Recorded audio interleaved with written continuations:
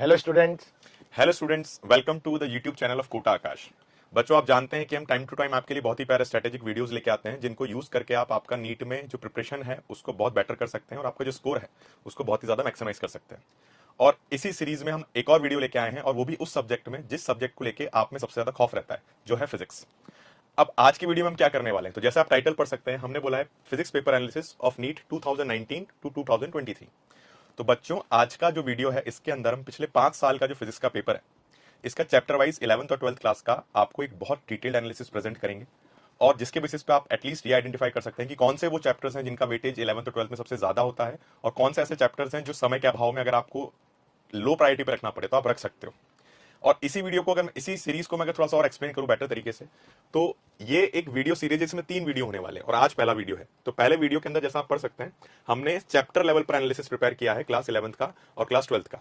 इसका अगला जो वीडियो रिलीज होगा उसके अंदर बेटा हम 11th क्लास उठाएंगे और 11th क्लास में चैप्टर वाइज कौन से टॉपिक्स जो हैं उनके सवाल पूछे जाते हैं, कौन से ऐसे टॉपिक्स हैं जिनके सवाल पूछे ही नहीं जाते हैं, उसकी भी बात आपको बताएंगे, ताकि आप एटलीस्ट पूरा चैप्टर ना छोड़ें और वो टॉपिक्स एटलीस्ट पहले कर लें जिनके टॉपिक्स ज्यादा पूछे जाते हैं, जिनके क्वेश्चन ज्यादा पूछे जाते हैं, या फिर वो टॉपिक्स की क्वेश्चन प्रैक्टिस ज्यादा करें जिनके क्वेश्चन ज्यादा पूछे जाते हैं।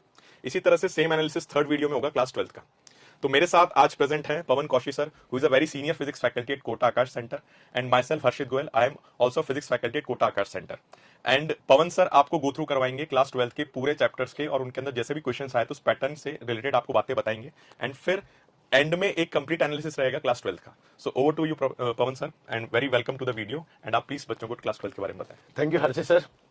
प्यारे बच्चों, आज का जो वीडियो है वो बहुत ही शानदार होने वाला है, क्योंकि इसके अंदर हम आपको वो इंपॉर्टेंट चैप्टर्स बता रहे हैं जिनका वेटेज पिछले 5 सालों में सबसे ज्यादा रहा है, मीडियम रहा है या बहुत लो रहा है। इसलिए हमने इसके अंदर हमारी स्लाइड्स को 3 प्रायोरिटी पर डिवाइड किया है, और मैं यहां पर आपको एक मैक्रो एनालाइज प्रेजेंट कर रहा हूं 12th क्लास के चैप्टर्स का। अब इस प्रायोरिटी नंबर 1 में जो सबसे ज्यादा वेटेज वाले चैप्टर्स हैं उनको इंक्लूड किया गया है। इनमें सबसे नंबर 1 पर आता है प्यारे बच्चों करंट इलेक्ट्रिसिटी का। पिछले 5 साल में करंट इलेक्ट्रिसिटी से जो टोटल क्वेश्चन आए हैं वो 21 क्वेश्चंस आए हैं, और लास्ट ईयर 2023 के अंदर हमारे इस अकेले चैप्टर से 4 क्वेश्चन पूछे गए थे बच्चों। तो वेटेज में सबसे ज्यादा वेटेज किसका हुआ? करंट इलेक्ट्रिसिटी का। उसके बाद सेकंड मोस्ट वेटेज वाला जो चैप्टर है वो है magnetic effect of current and magnetism. प्यारे बच्चों, पिछले 5 साल में इससे टोटल 14 क्वेश्चन आए हैं, और लास्ट ईयर इसके एग्जाम में 3 क्वेश्चन आए थे। नेक्स्ट, रे ऑप्टिक्स, ये थर्ड मोस्ट वेटेज वाला चैप्टर है, और इसके पिछले 5 साल में टोटल 14 क्वेश्चन आए हैं, और लास्ट ईयर इस चैप्टर से 3 क्वेश्चन आए थे बच्चों। इसके बाद 4th नंबर का जो मोस्ट वेटेज चैप्टर है वो है आपके इलेक्ट्रोस्टैटिक पोटेंशियल एंड कैपेसिटेंस। इससे प्यारे बच्चों अभी तक पिछले 5 साल में हमारे 13 क्वेश्चन बने हैं, और लास्ट ईयर इसका वेटेज 3 क्वेश्चन का था। तो आप सोच सकते हैं कि कौन से चैप्टर सबसे ज्यादा वेटेज के हैं।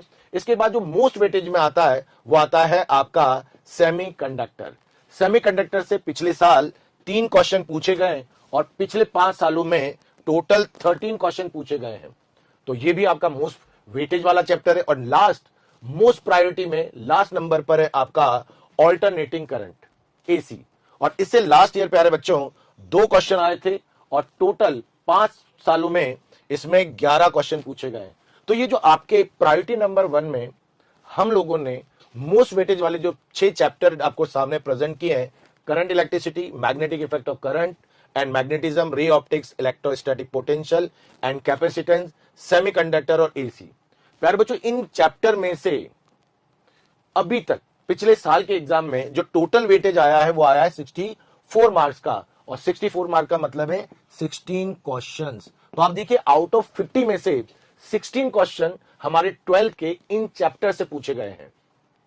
Now priority number 2। Priority number 2 का मतलब है ऐसे चैप्टर जिसका वेटेज प्रायोरिटी नंबर 1 से कम है, लेकिन इनके क्वेश्चन भी एग्जाम में पूछे गए हैं, और ये भी 12th क्लास के हैं बच्चों। इसमें आता है dual nature of radiation and matter. पिछले 5 सालों में इसमें से 9 क्वेश्चन आए हैं, और लास्ट ईयर इसमें से 2 क्वेश्चन पूछे गए हैं। तो प्रायोरिटी नंबर 2 में हमारे नंबर 1 पर आता है dual nature of radiation and matter, और इसी लिस्ट में सेकंड नंबर पर आता है इलेक्ट्रोमैग्नेटिक वेव्स, जो अक्सर बच्चे छोड़कर जाते हैं। लास्ट ईयर इसमें से 2 क्वेश्चन पूछे गए थे और पिछले 5 साल में इससे टोटल 8 क्वेश्चन पूछे गए हैं। थर्ड प्रायोरिटी पर है आपका न्यूक्लियाई, जिससे लास्ट ईयर 2 क्वेश्चन पूछे गए हैं और पिछले 5 साल में बच्चों 8 क्वेश्चन पूछे गए हैं। प्रायोरिटी नंबर 2 की लिस्ट में चौथे नंबर पर आता है इलेक्ट्रोमैग्नेटिक इंडक्शन और इसमें से लास्ट ईयर 2 क्वेश्चन और total 7 question in last 5 year. And the last one is atom. Atom से भी बच्चों रेगुलर 2-2 क्वेश्चन आ रहे हैं, कुछ ईयर्स को छोड़ दिया जाए वरना मोस्ट ऑफ द ईयर इसमें से 2 क्वेश्चन आ ही रहे हैं और आप देख सकते हैं 5 साल के अंदर इसमें टोटल कितने क्वेश्चन आए, 5। तो ये प्रायोरिटी नंबर 2 है। अगर आप इसके अकॉर्डिंग स्टडी करते हैं तो आपको पता है कि प्रायोरिटी नंबर 1 के हमें ज्यादा स्टडी करनी चाहिए, प्रायोरिटी 2 को भी पढ़ना है, लेकिन इनके लिए हम थोड़ी बहुत प्रैक्टिस कम कर सकते हैं। प्रायोरिटी नंबर 3 जो बहुत कम क्वेश्चन पूछे जाते हैं, लेस प्रायोरिटी पर है, तो आप इनको प्रिपेयर करें लेकिन प्रायोरिटी को डिसाइड करके आप आगे बढ़े। प्रायोरिटी नंबर 3 बच्चों 12th क्लास के अंदर जो प्रायोरिटी नंबर हमारी 3 है उसमें 2 चैप्टर इंक्लूड है, इलेक्ट्रिक चार्ज एंड फील्ड। इससे पिछले 5 सालों में 6 क्वेश्चन आए, लेकिन लास्ट ईयर इसमें केवल 1 ही क्वेश्चन पूछा गया। और वेव ऑप्टिक्स जो सेकंड लेस प्रायोरिटी वाला या थर्ड प्रायोरिटी में सबसे बॉटम पर आता है वो है वेव ऑप्टिक्स। और प्यारे बच्चों वेव ऑप्टिक्स में से लास्ट ईयर केवल 1 क्वेश्चन आया था। तो आप देख सकते हैं कि आउट ऑफ 180 मार्क्स में से इन 2 चैप्टर का वेटेज केवल 8 नंबर का रहा है, यानी केवल 2 क्वेश्चन आ रहे हैं। तो आप सोच सकते हैं कि अगर आप 12th क्लास का पूरा एनालाइज करते हैं, पूरे चैप्टर का एनालाइज करते हैं, तो आपको ये ब्रीफ एक टेबल नजर आएगी। अगर आप इस टेबल के अंदर इन सभी क्वेश्चन का टोटल करते हैं कि लास्ट ईयर 12th क्लास में से कितने क्वेश्चन आए थे, तो आप फाइंड करेंगे इन क्वेश्चन के नंबर है 30 या 32 के बीच में। तो मींस हमारे 12th क्लास का वेटेज नीट एग्जाम में 60% या उससे अबाव रहता है। मतलब आउट ऑफ 45 क्वेश्चंस या ये कहें अब तो 50 आ रहे हैं, आउट ऑफ 50 क्वेश्चन में से हमारे 30 या 32 क्वेश्चन 12th क्लास के होते हैं बच्चों। तो आपको अपनी स्ट्रेटेजी बनाने में प्रायोरिटी पर 12th क्लास के सिलेबस को रखना है। ओके नाउ हर्षित सर अब आपको 11th क्लास के प्रायोरिटी वाइज चैप्टर्स के बारे में डिस्क्राइब करेंगे और उनके वेटेज के बारे में डिटेल में आपको बताएंगे। Over to Harshit sir. Thank you Pavan sir. And इसमें एक बच्चों एक बहुत क्रूशियल बात जो ये है कि आप देख सकते हैं कि 12th का वेटेज जो है वो 60% है, पर सिलेबस वाइज जो 12th होता है वो कम होता है और 11th का जो कंटेंट है सिलेबस वाइज आपको ज्यादा लगेगा पर उसके क्वेश्चंस कम आ रहे हैं। तो आप आपकी प्रायोरिटी सेट कर सकते हैं कि आपके लिए 12th के चैप्टर्स डेफिनेटली बहुत ज्यादा इंपॉर्टेंट है, जिनका सिलेबस भी थोड़ा कंसाइज है पर नंबर ऑफ क्वेश्चंस काफी ज्यादा पूछे जाते हैं। तो 60% एटलीस्ट जो क्वेश्चंस आ रहे हैं हर साल देखने को मिल रहा है कि 12th के ज्यादा आ रहे हैं। अब 11th में कैसा चल रहा है, अगर 11th की अपन बात करें तो सेम हम 11th में अगर फर्स्ट प्रायोरिटी चैप्टर्स की बात करते हैं तो ये एक बहुत शॉकिंग रहता है क्योंकि ज्यादातर बच्चों को ये फील नहीं होता, बट काइनामेटिक्स जो है, काइनामेटिक्स यहाँ पर टॉप पे है, जिसके अंदर पिछले 5 सालों में 14 सवाल पूछे गए हैं। तो ऑन एन एवरेज हर साल 3-4 क्वेश्चन इसके अंदर पूछे जा रहे हैं। और काइनामेटिक्स में हमने क्या क्या इंक्लूड किया है, काइनामेटिक्स के अंदर हमने motion in straight line, motion in a plane और रिलेटिव मोशन, ये 3 टॉपिक्स को मिला के हम काइनामेटिक्स बोलते हैं। और ये बहुत ईजी भी बच्चों को लगता है, चैप्टर ईजी लगता है क्योंकि सबसे पहले भी इसको ही पढ़ाया जाता है ज्यादातर जगह पर। तो इसके अंदर ईजी क्वेश्चन अगर आपको 3-4 मिल रहे हैं तो ये चैप्टर्स तो अपने छोड़ने का है ही नहीं। अगली प्रायोरिटी ऑर्डर में आता है यूनिट्स एंड मेजरमेंट। ये भी एक फिक्स चैप्टर है जिसके हर साल 2 से 3 सवाल आपको देखने को मिलते हैं और उसके अंदर भी किन टॉपिक्स के मिलते हैं वो आने वाली वीडियोस में आपको डेफिनेटली हम बहुत अच्छे से शेयर करेंगे। और हर साल अगर आप एनालाइज करें तो आपको पता चल जाएगा कि 1-2 तरह के सवाल आना तो इसके अंदर फिक्स है। उसके लिए आप आने वाला वीडियो जरूर देखिएगा जिसके अंदर हम पूरा डिटेल में बताएंगे कि किस टॉपिक के सवाल यहाँ से बार बार उठ के आते हैं। इसके अभी तक 5 साल में 12 सवाल पूछे जा चुके हैं और ऑन एन एवरेज 2 से 3 सवाल आ रहे हैं। फिर अगला आता है system of particles and rotational motion. इसके अंदर सिस्टम ऑफ पार्टिकल्स में सेंटर ऑफ मास कैलकुलेशन वगैरह की बातें करते हैं और रिजिड बॉडी डायनामिक्स जिसको आप ज्यादा बेटर तरीके से सुनते हैं। इसके हर साल आप देख रहे हैं इसका तो फिक्स है कि हर साल 2 ही सवाल आ रहे हैं। अब इस चैप्टर को लेकर अगर बात की जाए तो इसके ऑल्दो 2 सवाल आ रहे हैं पर काफी बच्चों को चैप्टर काफी डिफिकल्ट भी फील होता है। अब इसके अंदर भी अगर हम इस लेवल पे जाके बात करें कि कहां से हमें पढ़ना चाहिए नहीं पढ़ना चाहिए तो वो एक अलग इनसाइट्स आपको प्रोवाइड कर सकता है ताकि आप एटलीस्ट सेलेक्टेड कंटेंट पढ़ सकें। और आप इसको वैसे चैप्टर हमारे प्रायोरिटी 1 में लिया है हमने और उसका भी ये 3rd पोजीशन पर है, बट अगर आपको डिफिकल्ट लगता है तो आप आपकी प्रायोरिटी अकॉर्डिंग सेट कर सकते हैं कि आपको किस प्रायोरिटी पे इसको लेना है ताकि आप मेंटली प्रिपेयर रहें कि किस चैप्टर को लेके आपको कितने क्वेश्चंस का गेन या लॉस हो सकता है। ये वीडियो इसीलिए बनाया गया है ताकि आप खुद डिसाइड कर सकें कि आपकी स्ट्रेंथ्स क्या है, आपकी वीकनेस क्या है, कौन से चैप्टर्स आपकी प्रायोरिटी पे होने चाहिए। फिर अगला हम अगर बात करते हैं तो सेकंड प्रायोरिटी लिस्ट की हम बात करें क्लास 11th में तो पहला आ रहा है ग्रेविटेशन। ग्रेविटेशन में ऑन एन एवरेज हर साल 1-2 सवाल आ रहे हैं, ऑल्दो 2021 में इसके 3 सवाल पूछ लिए गए थे बट बाकी जगह 2-1 सवाल आते हैं। तो ऑन एन एवरेज आप 2 सवाल मान सकते हैं। अगेन बड़ा फॉर्मुला बेस्ड चैप्टर है, आप इसको इजीली कर सकते हैं, इसमें बहुत इनोवेटिव क्वेश्चंस बनके नहीं आते हैं। फिर इसमें नेक्स्ट आता है work power energy. Work power energy की अगर बात करते हैं तो इसके भी जैसे ग्रेविटेशन जैसा ही इसका सिलसिला चल रहा है, ऑलमोस्ट 2 सवाल हर साल पूछे जा रहे हैं। वर्क पावर एनर्जी के अंदर भी अपन जो भी चीजें डिस्कस करते हैं उन्हीं से related simple concept based questions आ रहे हैं, तो ये भी एक ऐसा चैप्टर है जो आपको छोड़ना नहीं चाहिए। फिर इसके बाद आता है फ्लूइड्स। फ्लूइड्स की भी बात अगर करें तो थोड़ा सा ग्रेविटेशन और वर्क पावर जैसे लो है, बट इसके भी ऑलमोस्ट 1 से 2 सवाल हर साल आ रहे हैं, टोटल 8 सवाल अभी तक पूछे जा चुके हैं। नेक्स्ट अपन बात करते हैं एसएचएम या ऑसिलेशंस की। एसएचएम और ऑसिलेशन की भी बात करें तो ये भी on the lines of fluid ही है, इसके भी हर साल 1 से 2 सवाल आपको देखने को मिलते हैं, पिछले 5 साल में 8 सवाल पूछे जा चुके हैं। फिर लास्ट है केटीजी, बड़ा छोटा चैप्टर है, बड़ा इजी चैप्टर है, और काफी सारे बच्चे इसके बस अगर फॉर्मुला ही याद रख लें तो काफी सारे क्वेश्चन आप डायरेक्ट बना सकते हैं, और इसका भी हर साल 1 साल 3 सवाल आते हैं, एटलीस्ट 1 सवाल तो हर साल आता ही आता है। तो ये छोटा चैप्टर है, इसलिए हमने इसको प्रायोरिटी 2 में रखा है, क्योंकि कंटेंट वाइज कम है बट मार्क्स वाइज हमेशा इसका क्वेश्चन देखने को मिल रहा है। नेक्स्ट अगर बात करते हैं तो अब यहाँ पर एक शॉकिंग चीज दिखती है, वो है लॉज ऑफ मोशन। ऑल दो लॉज ऑफ मोशन प्रायोरिटी 3 में है और इसका हर साल ऑन एन एवरेज एक ही सवाल आ रहा है, बट मैं ये आपको सजेस्ट नहीं करूंगा कि इस चैप्टर को आप छोड़ दो। उसका कारण ये है कि लॉज ऑफ मोशन एक ऐसा चैप्टर है जो फिजिक्स में काफी जगह पर यूज होता है, ये एसएचएम में यूज होगा आपका, ये आपका रिजिड बॉडी डायनामिक्स में यूज होगा, वर्क पावर एनर्जी में यूज होगा, 12 के बहुत सारे चैप्टर्स में भी इसका यूज होता है। ये तो एक तरह से बेस है, बिल्कुल पवन सर ने कहा है 12th के अंदर भी ये बेस रहता है अपना, तो अपन इस चैप्टर को ना छोड़ें, बट क्वेश्चन प्रैक्टिस के पॉइंट ऑफ व्यू से अपन थोड़ा सा समझ सकते हैं कि हमें कितना प्रायोरिटी पे रखना है। नेक्स्ट फिर आता है मैकेनिकल प्रॉपर्टीज ऑफ सॉलिड्स, जिसके अंदर अपन स्ट्रेस, स्ट्रेन और इलास्टिक एनर्जी इन सब की बात करते हैं, काफी तरह के मॉड्यूलस की बात करते हैं, उसका भी हर साल 1 सवाल देखने को मिल रहा है। फॉर्मुला बेस्ड चैप्टर, अगेन आपको फॉर्मुलेज याद है, you can do the question and move forward. फिर इसके बाद आता है थर्मल प्रॉपर्टीज ऑफ मैटर।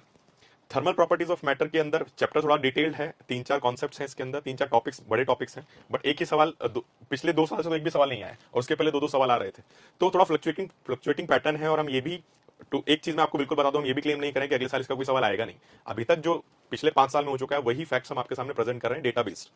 तो इसकी भी अगर बात करते हैं तो आप इसको भी थोड़ा सा लो प्रायोरिटी पे रख सकते हैं, क्योंकि अभी पिछले 3 साल का अगर हम ट्रेंड देखें तो उसमें इसका एक ही सवाल आया है, ऑल्दो 2-2 सवाल आए थे पर वो 4-5 साल पहले आए थे, तो करंट ट्रेंड के हिसाब से इसके कमी क्वेश्चंस पूछे जा रहे हैं। फिर आता है थर्मोडायनामिक्स। थर्मोडायनामिक्स ज्यादातर बच्चों का परसेप्शन रहता है कि बहुत ज्यादा इंपॉर्टेंट चैप्टर है, बट अगर आप डेटा देखें तो एक एक सवाल पूछा जा रहा है, और वो भी मैं आपको अगले वीडियो में बताऊंगा कि किस टॉपिक से पूछा जाता है, तो उसका तो टॉपिक भी फिक्स है कि वहीं से हर साल एक सवाल आ रहा है, तो अगर आप वो एटलीस्ट उतना पोर्शन पढ़ लें तो आपका ऐसा मान लीजिए कि थर्मोडायनामिक्स में काफी चांसेस है कि नीट का सवाल आप करके आ जाएंगे, तो पूरा चैप्टर ना छोड़ें, एटलीस्ट उस टॉपिक को अपन देख लें।